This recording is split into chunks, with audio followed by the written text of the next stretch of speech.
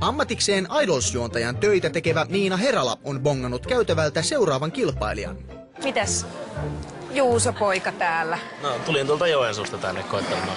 Joensuusta tuli. Mikäs sä oot miehiässä? Ihan hetero. Ihan hetero, okei. Juuso on miettinyt alan vaihdosta. Vois koettaa, että pärjääkö yhtään hyvin viihdealalla kuin kauppa-alalla. Oletko pärjännyt kaupan alalla? Kyllähän mä tuolla merikonomikoulussa on saanut 3. No niin. 2. Ja nyt katsomme, pelastaako musiikki sinut liike-elämältä. Selvä. Mitä ajattelit laulaa?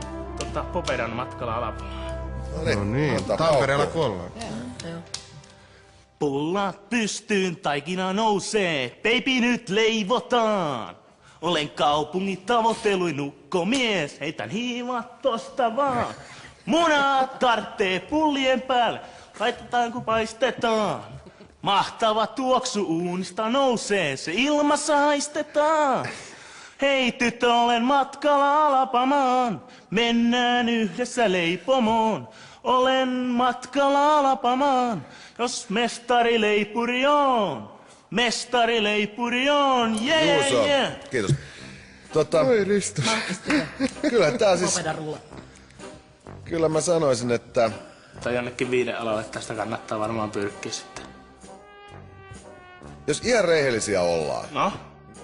niin kaikkea mitä sä laulat voidaan käyttää sua vastaan. Joo, muista, että musiikki ei ole helppo ala. Jos sulle toi kauppateko on helppoa, niin musiikki ei tunnu olevan ainakaan.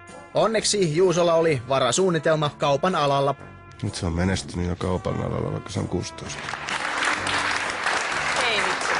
No mitäs? Hetero Juuso ei päässyt. No ei heterojuuso päässyt. Laulu oikein kunnolla. Joo, tekevälle sattuu.